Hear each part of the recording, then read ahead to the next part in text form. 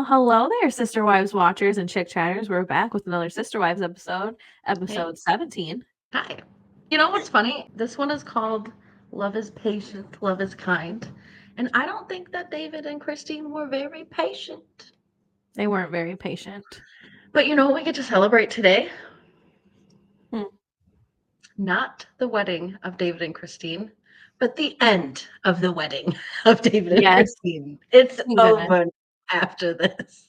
Normally I wouldn't feel that way, but it's just that we've seen so much wedding stuff, and then I really thought it was going to be over last episode, and it wasn't. They have the wedding special. A lot of this stuff is in the wedding special, so a lot of it's reliving. But yeah, Christine's excited. She's excited. I took a few select photos because I know we probably won't talk a whole lot about the wedding, but I took a couple just that I thought were funny, like this one. That's how excited she really is, though. It's a good Honestly. representation of her excitement. And Cody was feeling the FOMO. He said that it's a good thing he wasn't invited because this way he didn't outdance the groom. Yeah. Later on made me chuckle because David has an issue with his back. So he actually would have outdanced the He groom. really I think would've. David only danced twice. So now when Cody watched this episode back, he's like, oh yeah, I would have outdanced the groom. I love his face right here too. This is classic, just arrogant Cody. I'm so cool. I started this whole mosh pit. He's just missing like a Gypsy Rose tongue slang, like Like the lizard thing. the lizard tongue, like. Yeah, that's so true. But I think it's interesting that was the concern for him, is that if I would have won, I'd be trying to outdance him. Why would you be trying to? Are you trying to win Christine back like a peacock? Well, he's trying to peacock. Yeah. Dancing is super important to the Browns, so I guess I see where he's coming from with that. But we've seen Cody dance. We've seen them dance. They dance the sponge. They flop around like fish. They do weird with their feet.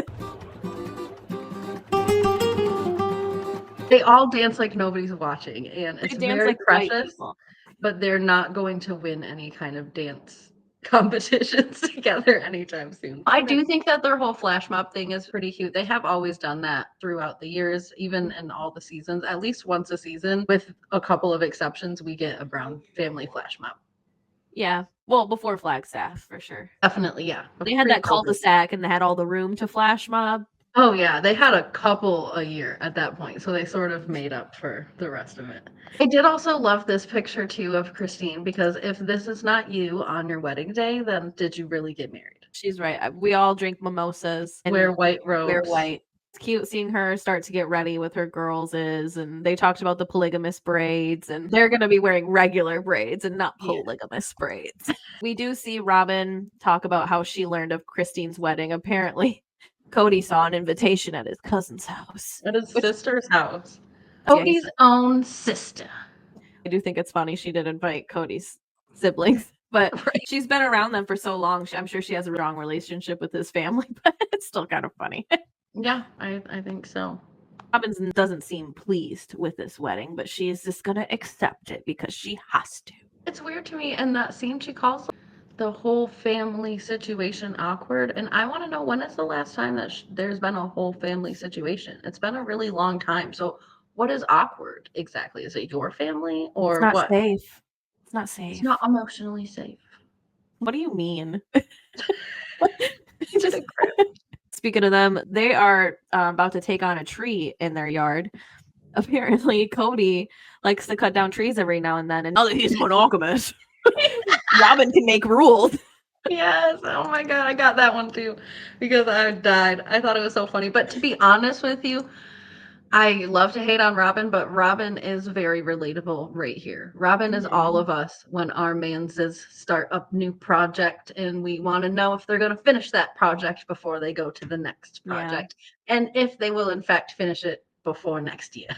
Yeah. So, Robyn is all of us here. You want him to cut up the tree before cutting another one down. Yeah, but I don't blame her for that.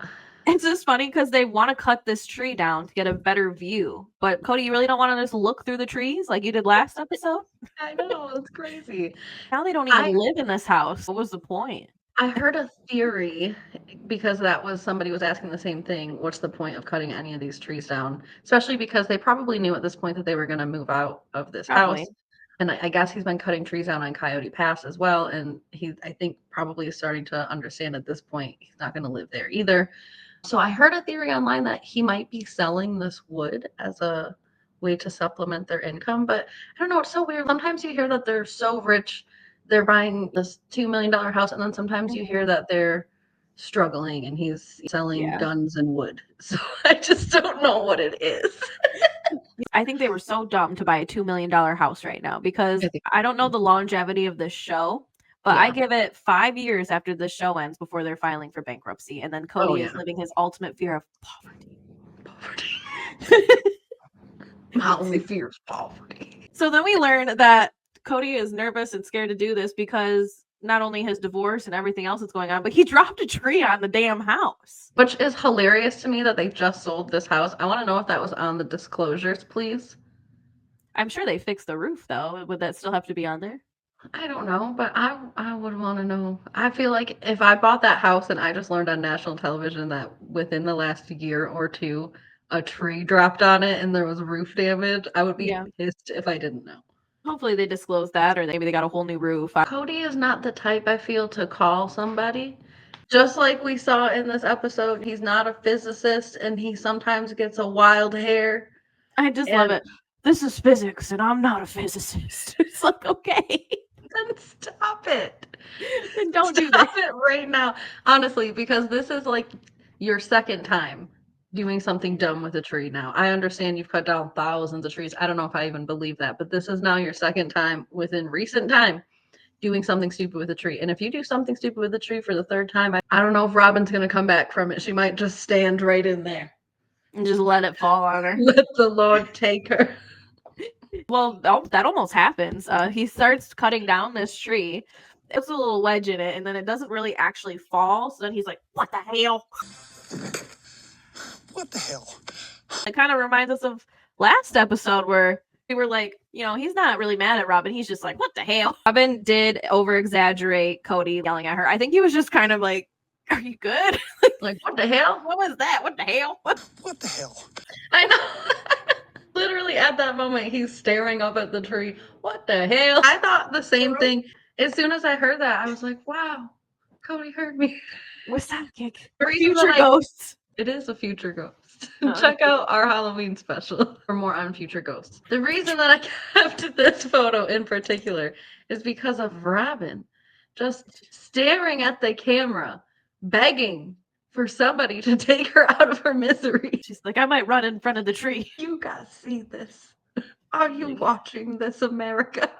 He's like, you're gonna ask me about Christine after this, aren't you?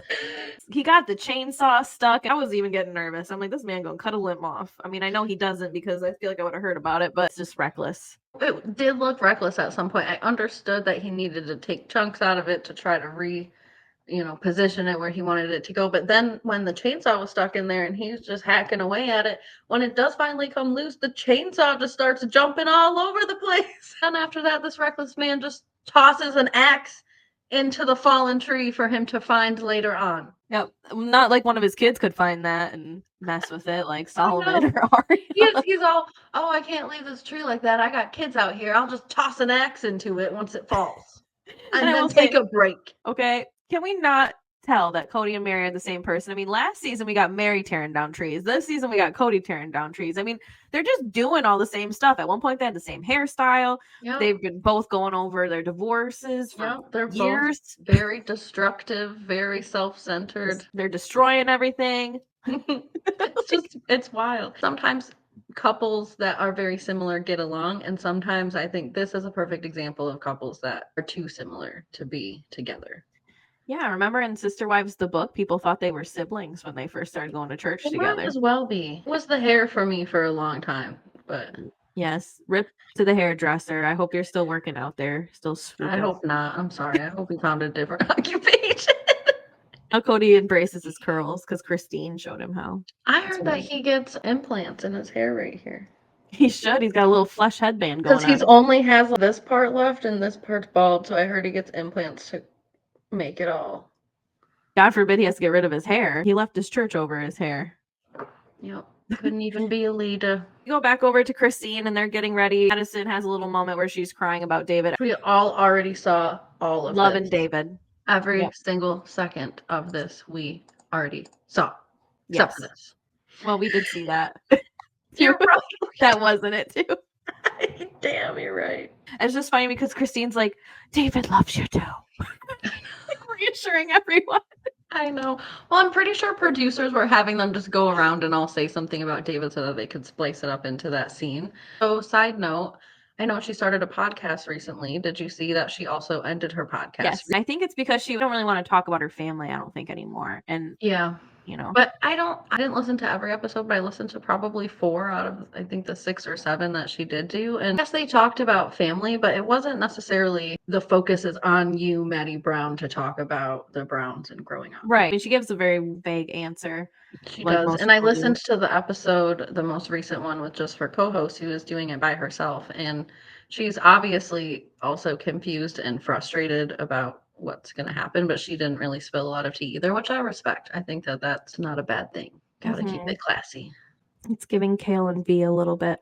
It is giving Kale and V, but much less messy. Well, I have mixed feelings about that, obviously. I like the tea and the dramas. In this scene, Christine talks about the security of marriage and how she feels much more secure this time around. And then, of course, we got to get opinions of all the sister wives about security of marriage. And, of course, Meri is like, I think security is in yourself. And it's like, okay, I get that. But when you're in a monogamous marriage, you do need security from the other person. I mean, you don't want your husband just going off and cheating on you all the time. She was kind of pissing me off a little bit this episode. I just didn't get that really. Security doesn't just come from you. Your husband should also be making you feel secure as well. Like, exactly. It's not just all on you. Maybe in polygamy. But polygamy, the man don't want to take responsibility for nothing, it seems. Look at where you're at. Right. They had it at least kind of looking like Janelle was chiming in, sort of agreeing with Meri. I don't know. Sometimes they cut this stuff up so much, but Janelle really does still believe in plural marriage. So I could see her agreeing with Meri in that aspect. But I also heard somebody make the point online the other day that Christine is really the only one now out of Cody's wife who's never had a wedding, a real ceremony wedding. So well, Janelle didn't really either. But she was married before. Oh, yes. So she did have an actual ceremony. She was a first wife. And then Robyn was married before, and she had another big wedding. And then Meri was the first wife. So Christine really was the only basement wedding. Basement wedding wife. So then we get this little conversation with Kody and Robyn where they talk about, oh, we're so happy for them. And then Kody wants to talk shit about Christine for a minute, but then he pauses way too long, so Robyn will interrupt him and stop him. He paused for like a whole minute waiting for her to be like, that's what this is. That's what these cheesy smiles are. That was his pause. He was just like, that's going to be all from me, or my wife will physically close my mouth. I want to say something shitty, but I'm going to give her a chance to stop me. That's this face right here. Yep. I like to be I want to be shitty as I can be, but there she is, waiting to stop me. Her blocked brows are going to block me. So let me go over to Christine and David's wedding. Peyton is getting his neck shaved by a razor blade. He's letting Mitchell take a razor to his neck, and he's happy about it. He's smiling the whole time. And David asked a question that I was asking too, which is like, who carries a straight razor on them and what's it for? Honestly, well, looking at Mitch's beard, and I'm wondering, what are you doing with the straight razor as well? But maybe it's for keeping it the side. Yeah, I haven't seen his under, or maybe he kills people. I don't know. Impossible. Supposedly possible, maybe not. You know, Dean has a lot of knives and he carries them around everywhere, and I don't get that either. So it's just like a man thing to have something sharp on him, maybe.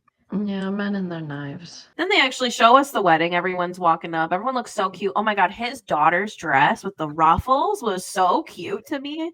It is cute. I'm so salty about this just because we literally saw all of this, and you and I spent hours already talking about it. Go on about the ruffles because you're right. No, the ruffles are cute, but did you peep how shady I thought it was a little bit shady that the songs, like when they're walking up the aisle, at the end of the David song, it says, quote, old hands can build a good life. What do you mean? These are really strange. I thought some of them were strange at the reception too. I'm sure they were not the actual songs playing, which makes it even stranger. Old hands can build a good life. It's like they still have time, but yeah, I love their kiss. I loved it when the wedding special came out, and I love it here. She It was came good for form. him. What's funny is I'm pretty sure the officiant is speaking to David. I think he says something like, David, you can kiss your bride, and she comes for him. I just thought it was so precious. The minister did a good job. It was beautiful the way he talked about David. I think we saw actually his speech fully, and we didn't see that in the last one. So I thought it was beautiful how he talked about how David is the kind of guy that even after his wife passed and he would be home from work, he would go build one of those wheelchair things. And I was like, was he over by Gypsy's house? Basically, he's the kind of guy that'll stop what he's doing to like help somebody else. And then how Isabel talks about how Christine would tell her when her people were mean to her at school that maybe they're just having a bad day or you don't know what's going on in their home and maybe they just need to be shown some kindness. And that just sounds so much like my mom. So I just love it so much. And even myself, like when I'm on the road and Dean's having like road rage, I'm always like, well, maybe they're going to the hospital to have a baby. Like just give them a break. I'm always like that too. Like you just never know what somebody else is going through. When you work in customer service at some point, you just kind of have to think like that because otherwise when people come in and they're upset about something, it can just really throw you off. So you have to think, okay, they're going through something. I had to wait tables on the day that my great grandma died, and it was the most awful day in the world. And there was this person who was so mean to me. And then thank God there was this person 2 hours later who was so nice. And when I ran her credit card, she had the same exact name as my grandma. And then I burst into tears and she gave me a big hug. So it's like really in customer service, you see the very worst and the very best. Then P is for Parowan. That's where Meri's at. So we're going to go over there. To hauntify it. Every single time they show me Parowan, they show me that P. Like I don't know where we're at. So funny, true. But yeah, so it's Mary's cousins or great grandmothers or some family member's birthday is on Halloween. So she wants to hauntify the house because that's where she lived, was in this old house. So she's very pleased.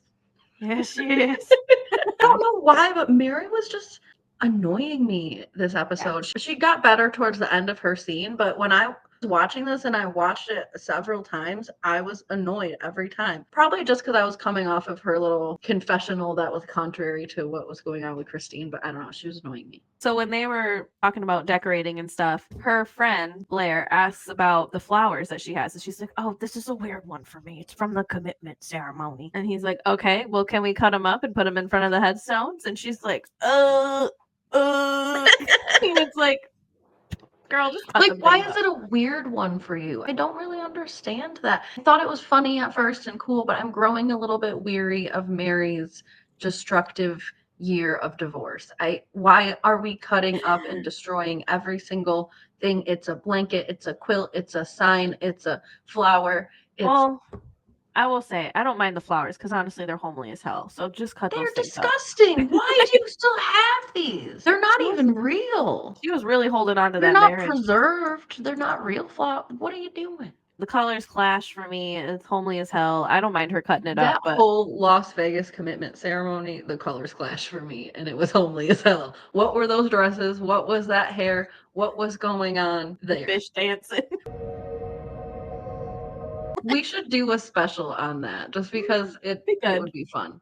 How would you guys feel about us going back and recapping random episodes of Sister Wives? I think that would be fun for us. Let us know a couple of highlights that you'd like to see, but I would love to go back and recap the commitment ceremony and maybe an episode or two before that. We should recap the first episode.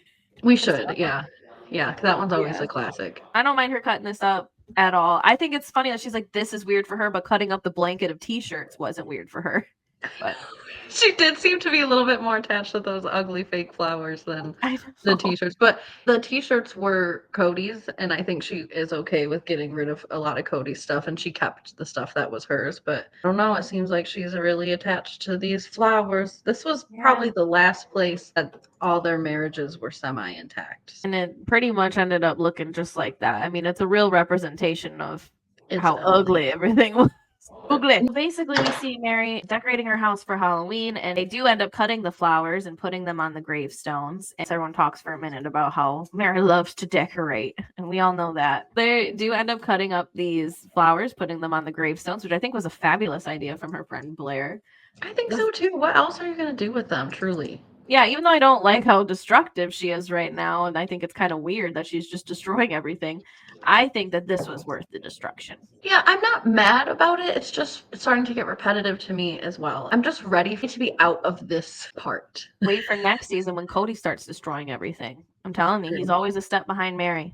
That's always. true. You're right. He's going to see Meri destroying things. Now he's going to destroy some things. We go back over to Christine's wedding, which I did forget to mention this about the ceremony, but they called Truly up. Christine in her confessional is like, Truly is really blossoming, and then Truly literally blossoms at that moment. I love that for her. I loved her outfit and her hair. She looked so good. It was cute that she went up there and gave them both hugs. I mean, she probably was nervous, and usually you're trying to just scurry away, and you could tell how comfortable she was. She isn't a physical touch person, so it's probably really beautiful for I've never seen her touch anyone, so she doesn't even touch a couch. She's usually sitting on the floor with a book somewhere. So this is a photo of me and Anne celebrating the end of David and Christine's wedding. Basically. They had this cute little flash mob that they thought was such a beautiful moment. There's a lot of dancing at the wedding. We talked earlier about how David's back was hurt. So he did do some dancing, but not like Cody. But not like Cody. There's not really much I have to say about the rest of their wedding because, I took a couple choice photos just because I thought they were precious, but I'm just obsessed with weddings. But I did think that this was funny. Look at Janelle's just right there. I can't remember who it was. It might not have been Janelle, but I know in a lot of the weddings that happened with the older girls, there was always this big debate between the moms about, well, is he going to smash the cake in your face or is he going to be nice to you? And I can't remember if it was Robyn or Meri or Janelle or whoever that was particularly always concerned about that. And I think it was McKelty's husband, Tony, said that he wanted to smash cake in her face, and they were all horribly horrified and offended about it. But I just think it's funny that Janelle is peeping. How is the cake being ate? To be real, I don't blame them because you spend all that money on makeup. Why would you want cake all over your face? No, you do not. And who wants that from your husband anyways? I don't want my face to be disgraced. And then what if it gets on your dress? And then, you already got to dry clean your dress after. Yeah, it's hard. I give them props just for using their fingers right now. I had a fork and a plate and a napkin. It got a little dirty. Well, Christine got a little drunk. Hilarious. You could see the life leaving Christine's eyes throughout the entire event. From the second she kissed him, you could tell she was ready to get freaky. And then after this moment, it was just she needed to go to bed. This was hilarious to me. Yep. And then they have the striptease dance where it started off as one of David's friends, and then as one of her daughters said, I think it was Aspen, that Christine couldn't just let him give David the lap dance. The faces. Oh yeah, McKelty's is for everyone. And everyone seemed like uncomfortable, but they like a train wreck, like you couldn't look away. There's children here. I will say their dance wasn't that bad, except for when Christine straddled him and more children. Aspen's children. They're not her children. She don't have children. Oh, well, it looked like she was guarding them. Beautiful wedding, all in all. Christine got to be freaky. I thought that this was really cute, even with the caption too. They had a beautiful day, and they had probably the best scenery. I mean, they had that mountain and all that stuff in the back, the river, everything. So it was a beautiful day for them, and I'm happy for them. Yeah, and I'm happy also that it's off of my television, but I could not be more happy for Christine. I think it's a beautiful thing that has happened, and I'm also eternally grateful for it to be over. I'm just ready to see what their lives are like now, like post-wedding. That's what I'm curious about. I really genuinely enjoy David and Christine, but I do not genuinely enjoy watching this anymore. Yeah. So actually, one thing I forgot to touch on with Meri and the decorating and all that, Robyn says that the little kids were looking forward to tradition every year and that the older kids stopped. I'm like, well, the older kids started having their own kids, Robyn. What are you talking about? I know. Then Meri says that she isn't grieving like not having Christmas with Cody anymore and not having like Christmas. And I'm like, not the perfect Christmas. Robyn is grieving for her. Either. Robyn is grieving for her. It's all about Robyn. Robyn doesn't get to have the perfect Christmas. Not the perfect Christmas. Brooke got me a Sister Wives calendar, you guys. So we're going to start for Christmas. You got the perfect Christmas. It was the perfect Christmas gift. Once a month, we will show you guys the picture on the calendar. So, yeah. Stay tuned for important updates from Chick Chat. Speaking of important updates, what is next? What is next is we will see several months apparently go by since the property's gotten paid, and Cody is going to finally meet with a real estate agent on Coyote Pass because Robyn has accepted the death of the family, supposedly, allegedly, but she'll probably change her mind. And he is out there wondering with the other male out there. I think he's just having some weird male talk about, oh, women get so weird in divorce. And so everyone's worried if I'm going to be fair. Then it cuts over to Jen asking Meri if she liked the attorney that she sent her over and basically telling her she has to be a prickly cactus. And Cody is saying somebody, one of his ex-wives, I'm assuming, is not in a civil relationship with him anymore and that they probably wake up every day wondering how they can screw him over. Thinking he's talking about Janelle. I think he's talking about Janelle, and they want us to think he's talking about Meri because of the way Meri's literally destroying everything in the her path. only thing that makes me lean towards it being possible that it's Meri is that he's saying it's not a civil relationship anymore. And I know him and Meri were maybe even beyond civil, friendlier than civil after. Possible. I mean, he might have got word of the lawyer, honestly. He might have, but I know him and Production. Janelle are also in that same boat. Like they can have civil conversations, and also Janelle is getting a lawyer too. So Later in the season, we do see like Janelle and Meri kind of working together. So hopefully we see that coming up. That's what we have coming up next. I'm genuinely thrilled. I cannot wait to have a Sister Wives episode that is not about this wedding. I'm going to be so excited next time we talk, you guys. I do think it's going to start to get kind of heavy because obviously, you know, post-wedding, we start to, I mean, the next biggest event in the Brown family is going to be Garrison's death. And so we're going to see whatever they're going to allow us to see about kind of what led up to that and sort of the aftermath and stuff. Right. And supposedly, allegedly, we're getting a Garrison special, so we'll see. Oh, we are? I heard, but That'd be beautiful. I think it would be a good way to honor him. if we're already still filming and making money off of what's going on, then let's have an episode that actually is focused on him and honors him. I think that makes sense. At this point, his life's been so public, and I think a better way to send him off is to at least acknowledge him. Like you said, it's so public, and then the public has a kind of an opportunity to remember him and think about him, and you know we all have something shared now to think about him, so I think that would be nice. And to donate, like people were donating for the rescue cat thing, so it gives people, if they didn't know before, you know, this is a perfect opportunity to show where you can actually honor Garrison's memory. So yeah, what I've been hearing about like Janelle and Cody fighting over his estate and stuff like that, I think that might be something that they end up bringing up next season. So they might as well. I'm really hoping next season they focus a little bit more on Janelle. I know they probably had to cut a lot of it out because they chose not to focus on a lot of Garrison or really any of Garrison this season. But I hope that next season we see a lot more of Janelle because we just saw so much of Christine, which was great. She was blossoming. Her life was changing a lot. But yeah, I really hope we can see more of what her family's up to. And we saw a lot of Meri this season. Lots of destruction.